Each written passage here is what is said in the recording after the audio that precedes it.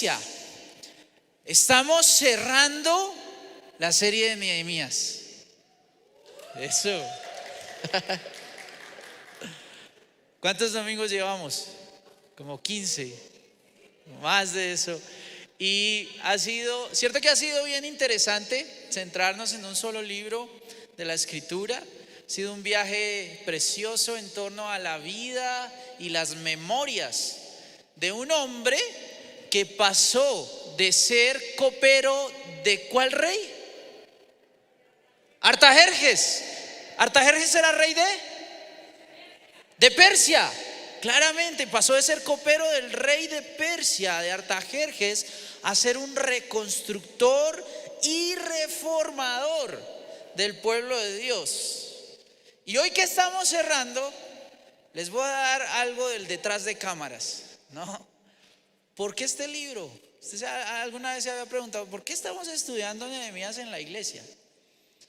Y realmente es que hay muchas razones, pero quiero empezar recordando un verso. Romanos 15, verso 4 dice así: porque las cosas que se escribieron antes para nuestra enseñanza se escribieron a fin de que por la paciencia y la consolación de las Escrituras tengamos. Entonces aquí entendemos por qué Nehemías 2020.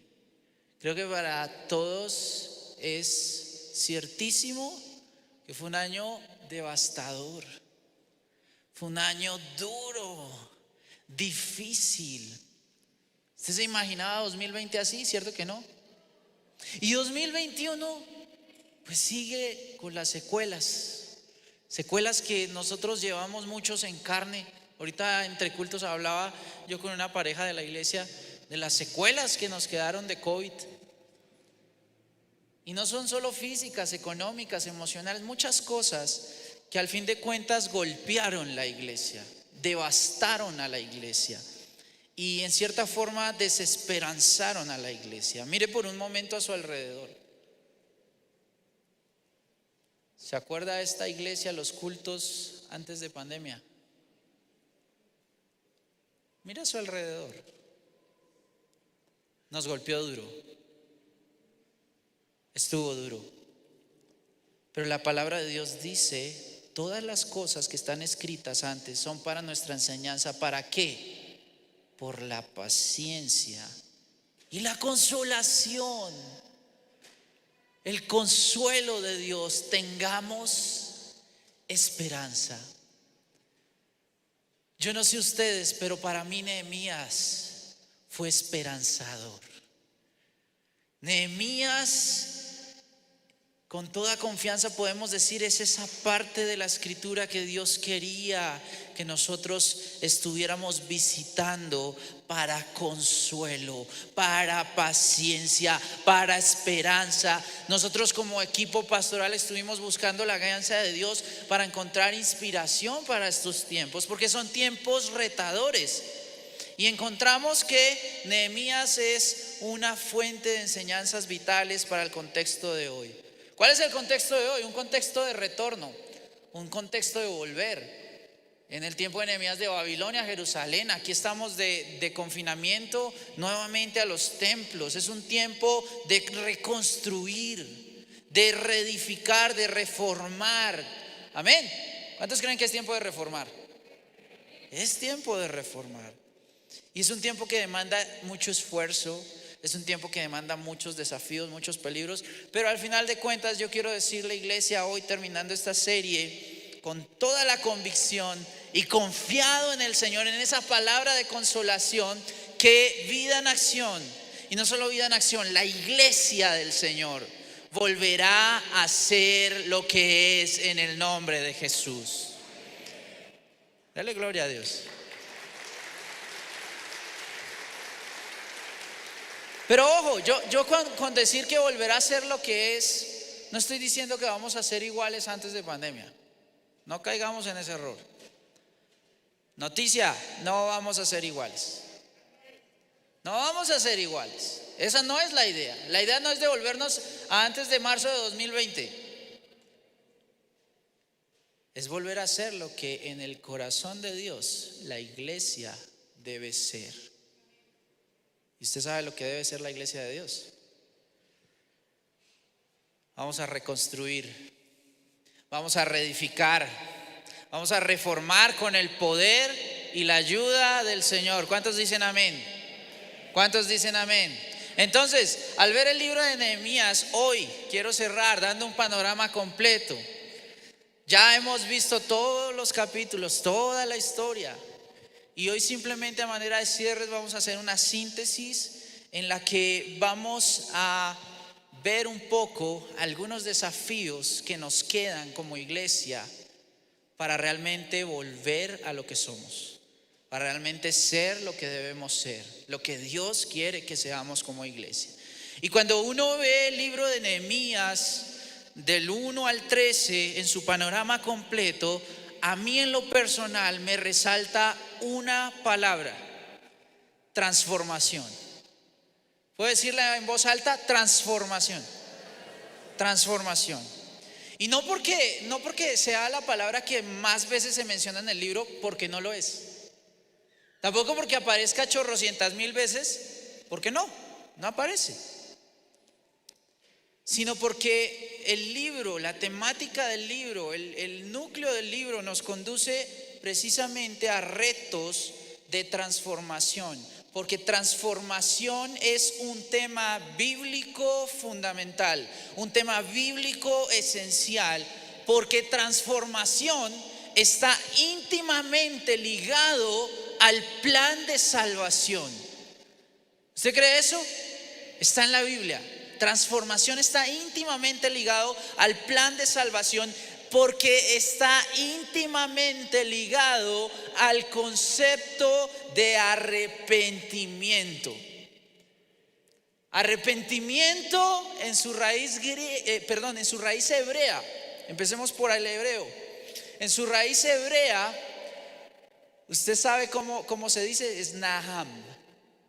Naham. Para los que son Naham.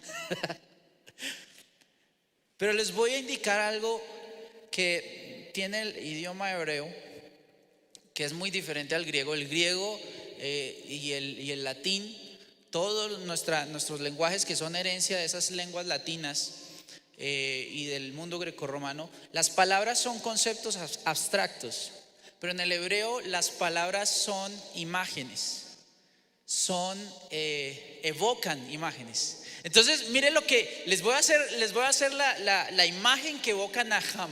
Naham es esto.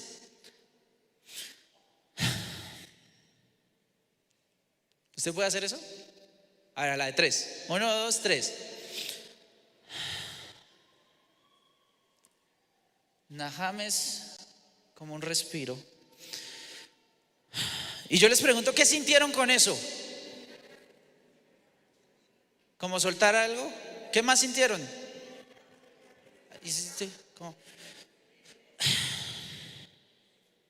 ¿Qué más les evoca eso? Descanso. ¿Qué más? Lo voy a volver a hacer. A ver ustedes qué me dicen.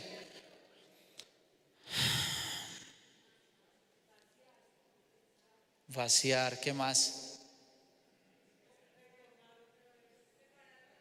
Falta algo. Fue como, no, fue. Naham es un respiro que es un poco cargado de dolor.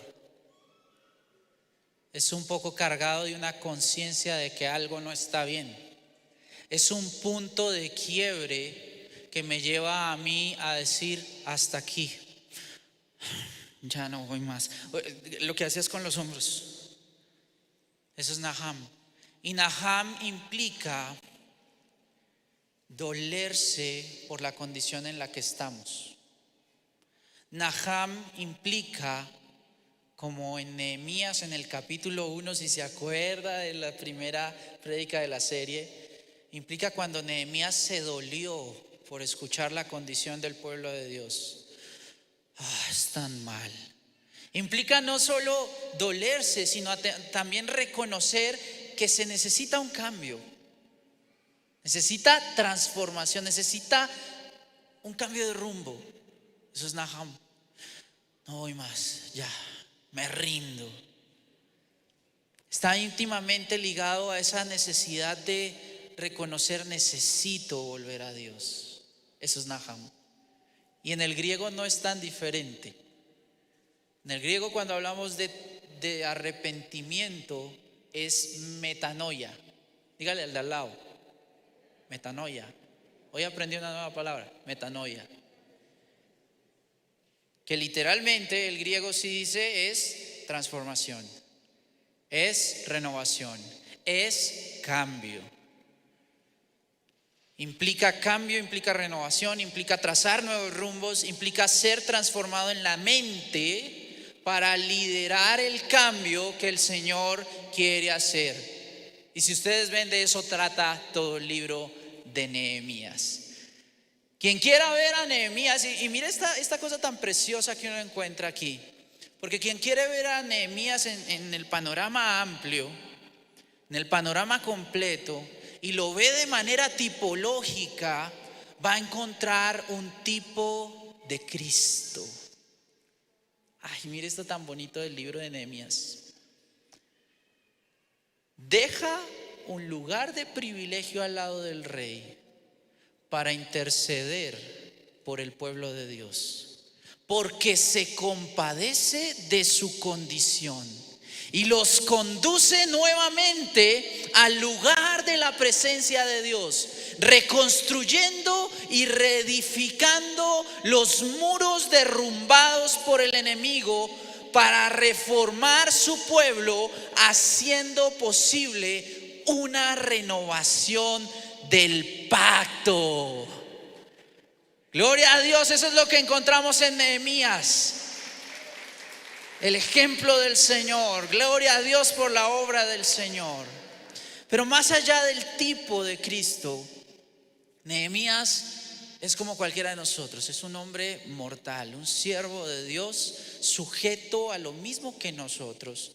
Y lo que nos reta realmente Nehemías es que siendo un hombre mortal, él puede ser imitador de Cristo. Mire para qué nos sirve la tipología. Si él hizo eso representando y anunciando lo que iba a ser Cristo, es porque también en su vida misma estaba siguiendo el ejemplo del Señor.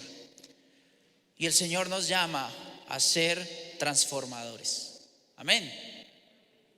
Amén. Por eso, a manera de cierre de esta hermosa serie, volviendo a lo que somos, hoy yo voy a hablar de transformación. Hoy voy a hablar de retos y desafíos de transformación que nos deja el libro de Nehemías, para que todos nosotros, imitando al ejemplo de Nehemías, podamos imitar el ejemplo que Nehemías está tipificando, que es el ejemplo de Cristo. ¿Cuántos dicen amén? Entonces mire, hoy le voy a lanzar retos, le voy a lanzar desafíos. Si cerramos este tema es esperando que haya respuesta a un desafío. De nada sirve venir a calentar silla los domingos si no somos hacedores de la palabra. Dios no nos llama a ser oidores, sino hacedores de la palabra. Por eso hoy le voy a lanzar unos desafíos haciendo un breve resumen de lo que fue el libro de Nehemías.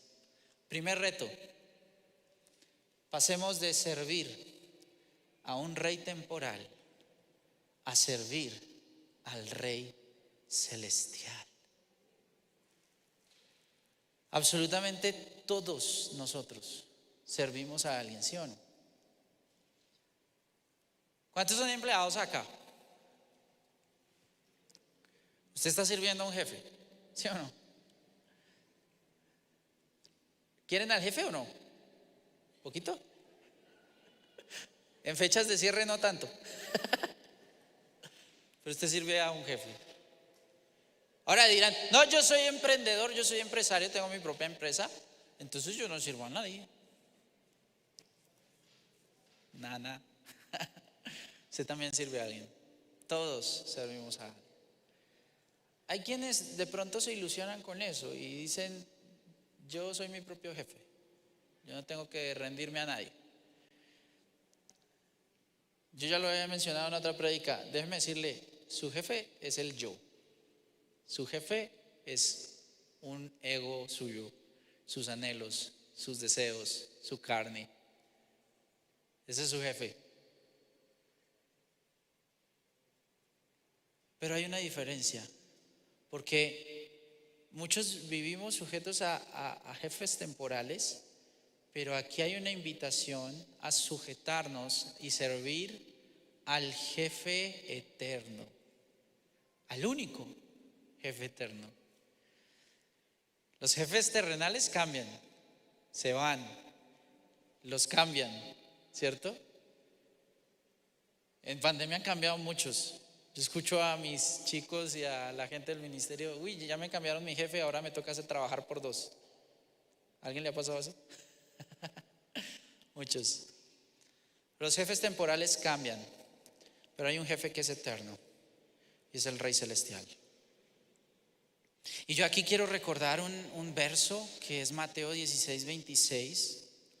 Porque muchos intentan servir a estos jefes temporales y centran sus días, sus horas, sus esfuerzos, todo en torno a temas que al final de cuentas desaparecen. Pero Mateo dice, ¿qué provecho obtiene un hombre si gana el mundo entero, pero pierde su alma? ¿O qué va a dar un hombre a cambio de su alma? Muchos lamentablemente en la pandemia, y creo que ha sido lección, hemos visto cómo muchos se han puesto a alcanzar objetivos temporales, queriendo acumular y acumular y acumular para en algún día disfrutar, y los sorprendió la muerte. Y cuando los sorprendió la muerte, todo lo que trabajaron por esas cosas temporales, nada de eso se llevaron consigo. Y al final acumularon para otros y no les sirvió de provecho en nada lo que se esforzaron tanto. Entonces, yo aquí tengo que plantearles la misma pregunta que seguramente Nehemías tuvo que resolver. ¿Quién deja mejor ganancia? ¿Quién retribuye mejor? ¿Los amos temporales o el Rey eterno? Amén, gloria a Dios. Mire, Pablo en Filipenses 3, 4 al 8 nos lo consigna así. Aunque yo también tengo de qué confiar en la carne, si alguno piensa que tiene de qué confiar en la carne, en lo temporal, yo más. Él dice, soy circuncidado al 8º día, del linaje de Israel, de la tribu de Benjamín, hebreo de hebreos, en cuanto a la ley, fariseo, en cuanto a celo, perseguidor de la iglesia, en cuanto a la justicia que es en la ley, irreprensible.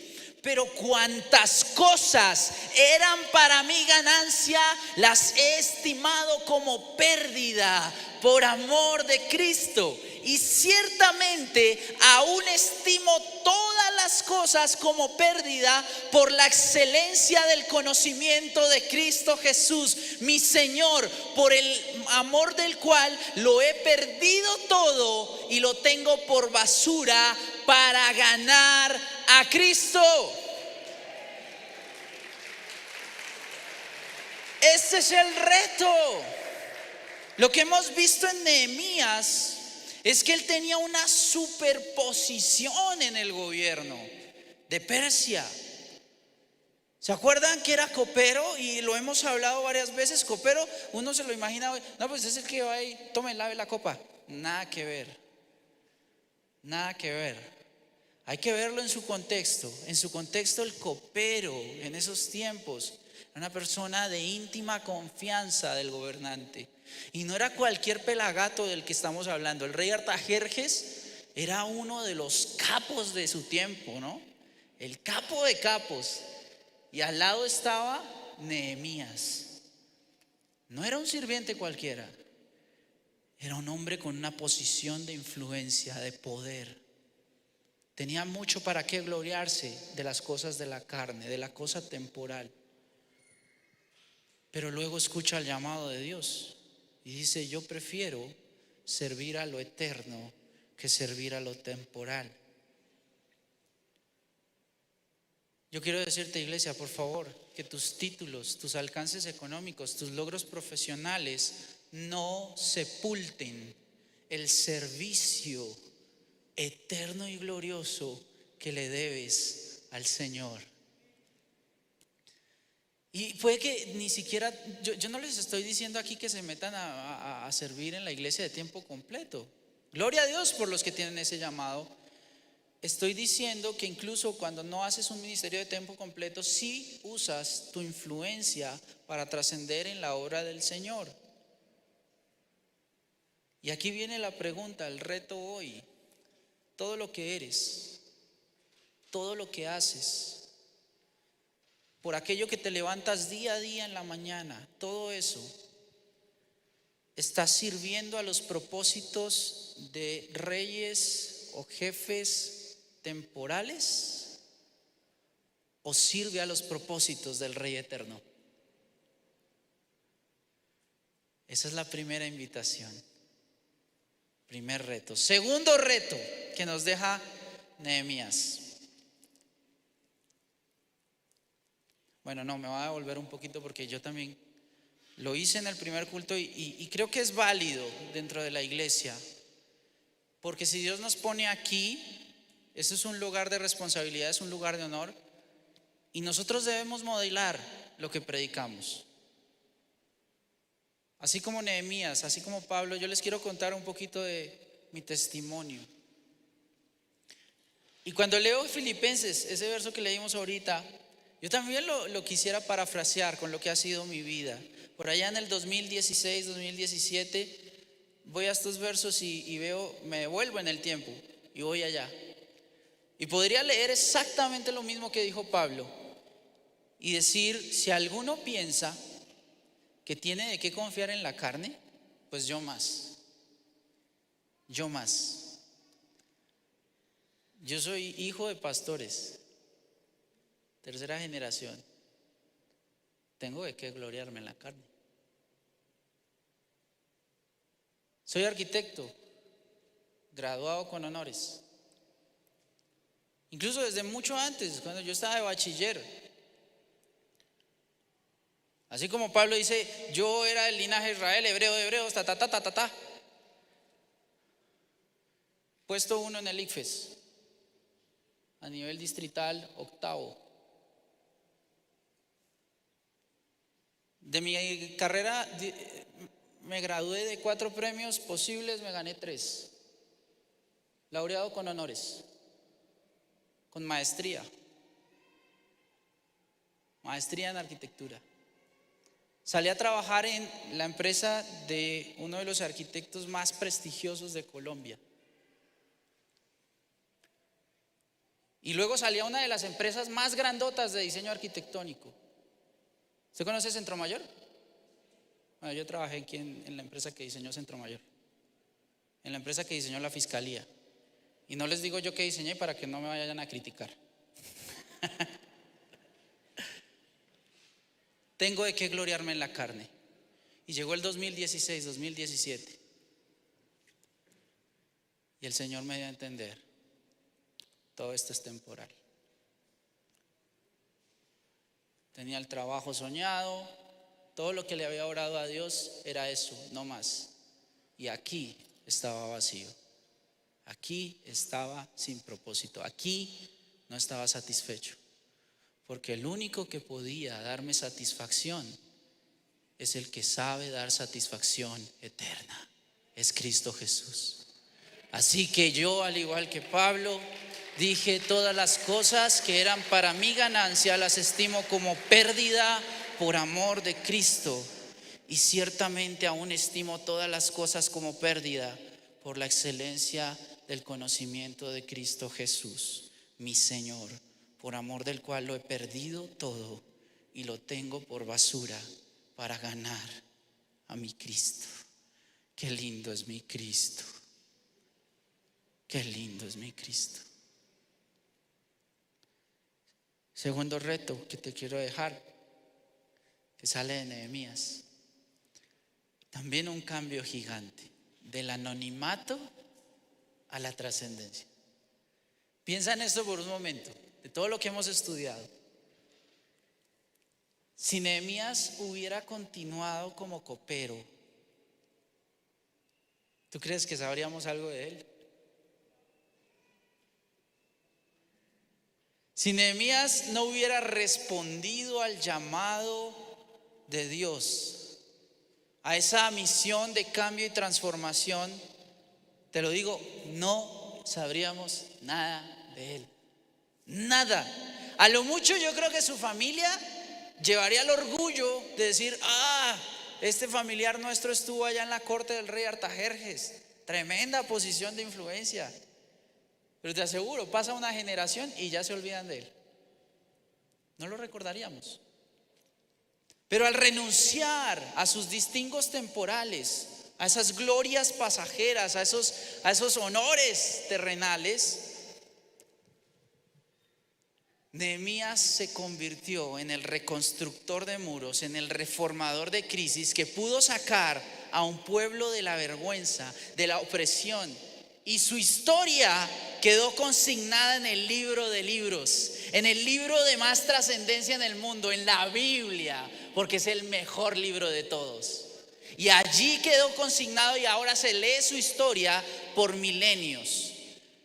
Y es que los títulos temporales dan gloria temporal, pero los títulos que Dios da dan gloria eterna. Y aquí viene un llamado. Entonces, ¿qué pueden hacer ustedes para responder al llamado de Dios? ¿Qué llamado tiene usted? ¿Qué hay que usted pueda responder en estas crisis generadas por las pandemias? Yo estoy seguro, y oramos por eso, amén. Llamados van a surgir para poder impactar el entorno donde estamos. Y la respuesta al llamado va a sacarte del anonimato a la trascendencia. No a la fama, a la trascendencia. Vas a hacer bendición a otros. Como Abraham cuando renunció a su tierra y a su parentela por obedecer el llamado de Dios, y fue bendición a todas las familias de la tierra. ¿Cuántos quieren ser bendición para las familias de la tierra? Bueno, entonces respondamos el llamado y pasemos del anonimato a la trascendencia. Tercer punto, Nehemías pasó de ser un simple líder a ser un formador de líderes. Miren, Nehemías es una herramienta tremenda para muchísimos escritores, para muchísimos conferencistas, para muchísimos pastores. Incluso fuera de la iglesia, hay muchos que ven en Nehemías un ejemplo de liderazgo. Y seguramente lo ven porque es innegable.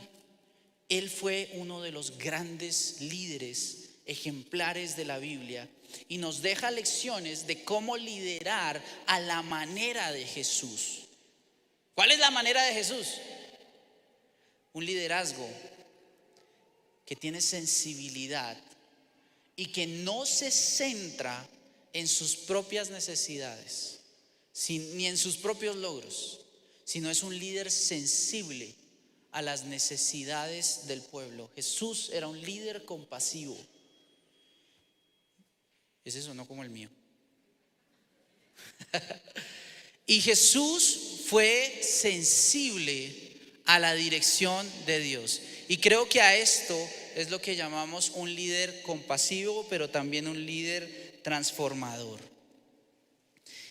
La Biblia no nos dice que Nehemías haya formado una escuela de liderazgo, pero sí que nos muestra en los pasajes que hemos visitado que él impactaba a la gente impactaba la mente de los que estaban alrededor y los llevaba a pensar que cualquier cosa que pensamos hacer para Dios o para la iglesia o para el prójimo es posible si Dios está con nosotros. ¿Cuántos dicen amén? Ahora, uno de los clamores que nos queda, y es el reto, es que hoy en día la iglesia y la iglesia de Cristo en el mundo entero, pero también la iglesia local, hoy la iglesia clama, necesitamos líderes como Cristo. Aquí hay una. Necesitamos líderes como Nehemías.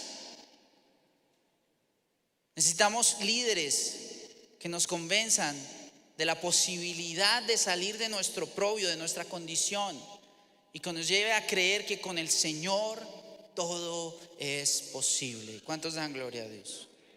¿Dónde están los Nehemías? Pero en serio, en serio.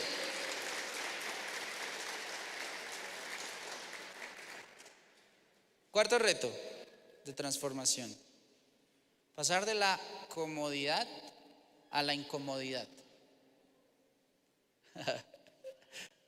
Sí, señora. Para lograr grandes cosas para el Señor,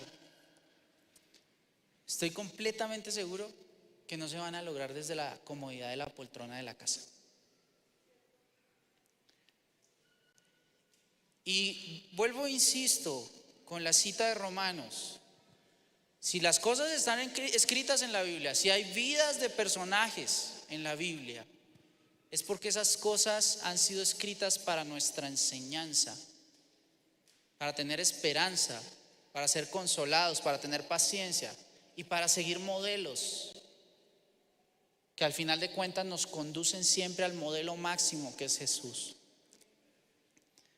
Miren, no solo Nehemías siendo copero estaba bien, pero ahora se tiene que enfrentar a una situación tan dura, ir a reconstruir una ciudad que nadie ha querido reconstruir o que nadie ha podido reconstruir, ir a convencer a una multitud de personas que no habían querido reconstruir, reconstruyan, ir a reformar un pueblo que tenía unas cosas tremendamente alejadas de la voluntad de Dios y meterse en la vaca loca. Nehemías pudo seguir cómodo, pero eligió incomodarse para la gloria de Dios. Moisés estaba cómodo, les cuento, 40 añitos pastoreando chivitos. Era una vida tranquila, sencilla, con las ovejitas. Y mire lo que Dios hace, lo llama y le dice: te vas y te presentas donde el más poderoso del momento. Te vas y te presentas delante del emperador más grande de su época, que era Faraón. Y te vas y le dices que yo voy a liberar a mi pueblo. ¿Qué tal la vaina?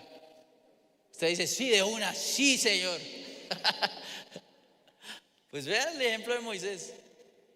Moisés sacó 1000 excusas, pero al final fue. Salió de la comodidad a la incomodidad. David. ¿Cómo estaba David cuando el Señor lo llamó?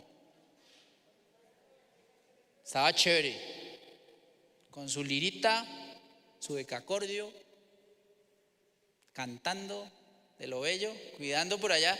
Menos mal, él decía: uy, menos mal me dejaron a mí fuera de estos envidiosos hermanos que tengo. Estoy tranquilo aquí. Y el Señor lo llama: venga para acá, usted se me va a enfrentar con Goliat. ¿Sabe por qué? ¿Por qué le tocó a David enfrentarse con Goliat? Porque nadie quería. Es que a las 8 días el ejemplo era como cuando a mí me dicen: enfréntese con mi hermano Camaján de 1,85, 1,84, ¿cuánto mides? Y yo, que soy chicha estándar, 1,70. Pero desde los 8 años yo en esa vaca loca no me meto. Y eso es aquí cortico, pero David y Goliat era una comparación mucho más grande. David era un niño, era un adolescente, un joven. Goliat, un experimentado guerrero de un porte tremendo. Y nadie se quería incomodar, nadie se quería arriesgar, nadie se quería sacrificar. Pero David sabía con quién iba. David sabía con quién iba. Pablo, el apóstol, amado Pablo, él estaba cómodo, líder religioso respetado, educado a los pies de Gamaliel. Eso es como decir, hoy salí de Harvard. Educado a los pies de Gamaliel. Estaba cómodo, tenía respeto del pueblo, pero cambió todo y sufrió la persecución de su propio pueblo para servir a Cristo. Yo recuerdo mucho cuando renuncié a Contexto Urbano y luego mi pastora me dijo, hijito, te voy a entregar la posta del Ministerio de Alabanza. Y le llegué con la noticia a mi abuelo. Le dije, abuelito, voy a servir al Señor, voy a dirigir el Ministerio de Alabanza. Mi abuelo pintó una sonrisa tan grandota, de oreja a oreja, y él me dijo, ay, mi hijo, va a sufrir. Usted va a sufrir. Pero ese sufrimiento produce un peso de gloria eterno. No le tenga miedo a ser perseguido, vituperado, insultado, menospreciado por amor de Cristo. Porque si usted sale de la comodidad y enfrenta el vituperio, la persecución, el menosprecio, por servir al Señor, la gloria es eterna. La gloria es eterna. Puede que yo no tenga las cuentas llenas, porque desde que salí de Contexto Urbano me he enfrentado múltiples veces con ir a la cuenta en ceros. Pero yo sé que la cuenta en el cielo está llenándose día a día, día a día. Y nos esperan mansiones, nos espera la gloria eterna. Último reto, pasar del proceso al suceso. Si algo nos enseña Nehemías, es que necesitamos procesos que nos lleven al suceso. Mire, me explico un poquito. Todo lo que tiene vida crece. Pero no crece de la noche a la mañana. Usted no planta hoy una semillita y espera que mañana amanezca ya con el tomate. No pasa. No pasa. Les ponía el ejemplo del gimnasio, ¿no? ¿A cuántos les gusta hacer ejercicio, deporte? Ir al gimnasio. Poquitos. En diciembre baja. Los gimnasios en diciembre ya están. En enero vuelven y retoman, ¿no? El lunes vuelvo y retomo. Pero cuando uno empieza a ir al gimnasio, va el primer día, ¿no? Y le dan su rutina. Y uno, uy, qué chévere. Voy con el ánimo. Y entonces hace su rutina, termina sudado, tenía vuelto nada. Va a la casa, se mira al espejo, saca pecho. ¿Qué pasó?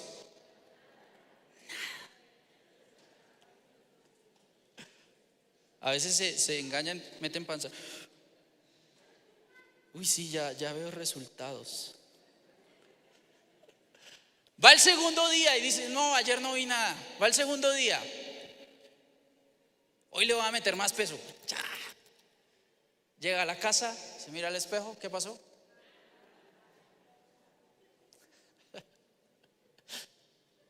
Y entonces dice, ¿yo para qué vuelvo? Se ríen porque les pasó.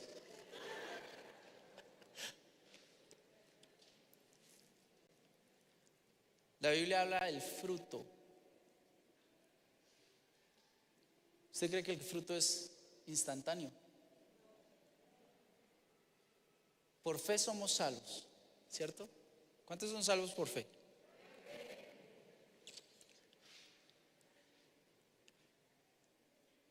Claro, tenemos la salvación, pero es que ahí no para la cosa, les cuento. Empieza un proceso de regeneración, empieza un proceso de santificación, empieza un proceso de renovación de su vida. Y para eso se requiere procesos. Muchos anhelan bendiciones, recompensas, promesas de Dios. Las hay, son verdaderas, son fieles, no fallan. Pero si usted quiere eso, necesita proceso. Usted no puede sembrar y ya, salió el tomate. Hay que cuidarlo, hay que regarlo. Lo mismo en el gimnasio. Uno va al gimnasio, es listo, a la segunda semana quiero rendirme. Pero la cosa es que yo entro al gimnasio y veo a alguien que lo he visto juicioso todos los días yendo, ¿cierto? Y uno le pregunta, ¿y cuánto llevas? 5 años. ¿Y todos los días 5 años? Sí, señor. Y claro, uno los ve y ellos sí hacen así, y perdonen ahí lo poco, pero hacen así y uno dice, wow, él tiene resultados. Tremendo. Qué lindo que Dios usa la palabra fruto, porque el fruto demanda proceso. Un ejemplo nada más. Hay un fruto que es la paciencia. ¿Cuántos son impacientes? A ver. Ok. ¿Sigue siendo impaciente? ¿Después de cuánto tiempo? Bueno, es que la vida cristiana es así. Vamos poco a poco en el proceso, creciendo para llegar a la estatura de la plenitud de Cristo. Pero se necesita el proceso. No esperes sucesos sin proceso. Nehemías celebró al final, capítulo 12, la prédica de mi papá hace poco. Nehemías hizo un evento colosal, un suceso tremendo. ¿Se acuerdan la alabanza que había, la celebración que había? Pero eso solo es posible si hay un proceso. Primero edificar piedra a piedra. No fue con bulldozer, no fue con grúa, no fue a toda. Fue piedra a piedra. Y aquí hay un reto porque buscamos recompensas sin esfuerzo. Hay muchos que buscan bendiciones, pero no se sujetan a la obediencia.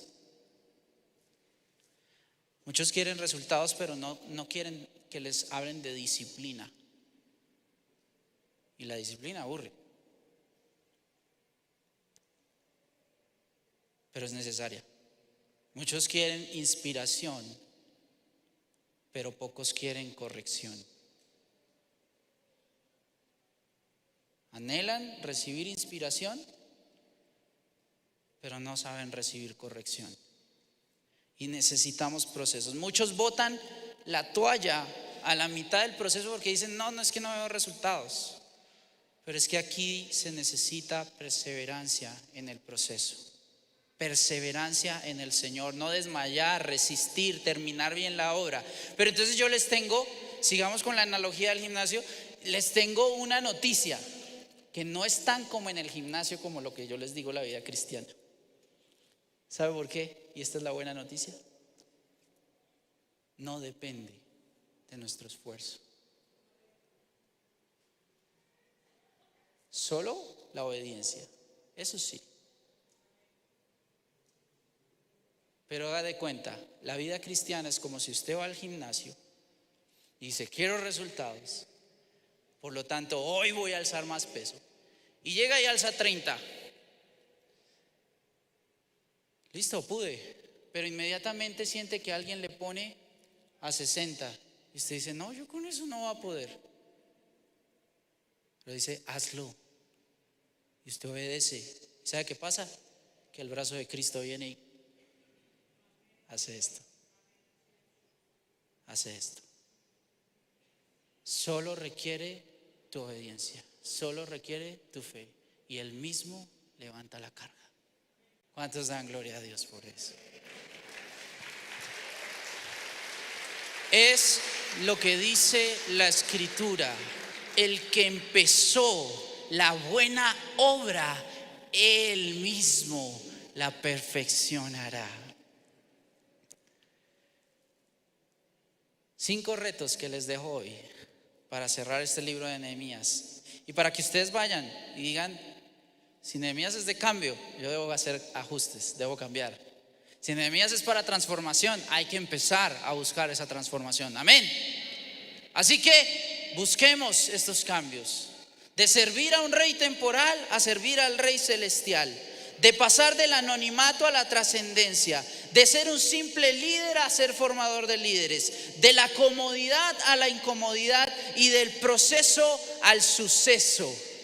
Créame que si usted se mete en el proceso, Dios lo llevará a esos sucesos grandiosos que van a producir transformación. Cosas que usted ha pedido por mucho tiempo. La conversión de mis hijos, la conversión de mi esposo. Ese suceso llega, pero sométase al proceso. Amén. Quiero cerrar diciendo esto. Dios anhela el cambio en nuestras vidas, porque el deseo de Dios es que todos procedan al arrepentimiento. Dios anhela nuestro naham. Dios anhela nuestra metanoia. El anhelo del Señor es siempre restaurarnos, es siempre edificarnos, es renovar el pacto, es reformarnos. Para eso es que leemos Nehemías. Para eso es que estudiamos Nehemías. Pero Nehemías no se debe quedar en la lectura, porque la iglesia fue hecha no para leer únicamente la palabra, sino para llevarla a que sea vida en acción. Qué bendición el nombre que tenemos de iglesia. La iglesia fue hecha para transformación. Vuelvo y lo digo, la iglesia fue hecha para transformación. El evangelio son las buenas nuevas a un mundo que ha sido destruido por el pecado. Y la buena nueva, mi amada iglesia, es que Jesús es quien hace posible la reconstrucción. Jesús mismo quiere restaurar, reedificar los muros de tu vida. Pero para ello hay que escuchar su llamado. Porque hoy más que nunca, se los digo desde aquí, hoy más que nunca la iglesia de Dios y la iglesia de Vida en Acción necesita de personas como Nehemías. Personas que respondan a un llamado y sean transformados para transformar. La iglesia fue diseñada para ser sal y luz. A tu alrededor tienes contextos destrozados, contextos desarmados, destruidos, vidas de personas que tú amas y están destruidas por el pecado, por el enemigo, por el mundo. Y Dios hoy está diciendo, ¿dónde estará Nehemías?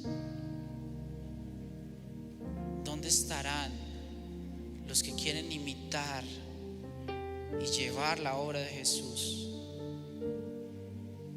Necesitamos coperos que lleguen a ser reformadores.